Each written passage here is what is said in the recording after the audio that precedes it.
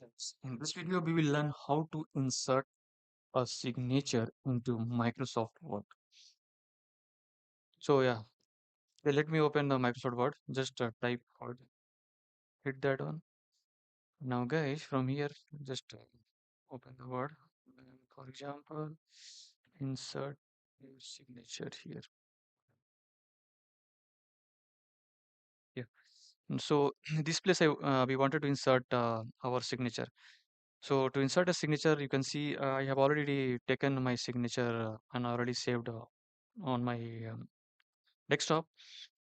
So now guys, to just take this, just you can click on the insert here and insert, just go to the hit picture and just go to the select this device, and from this device just go to desktop wherever you kept that signature, that file. You can see over here, just select this one, just yeah, and after just adjust the size. And after that, if you want to crop, you can crop also. This is the option. If you want to remove the background, you can see that remove the background also under the picture format options. So this way, guys, you can insert your signature into Microsoft Word.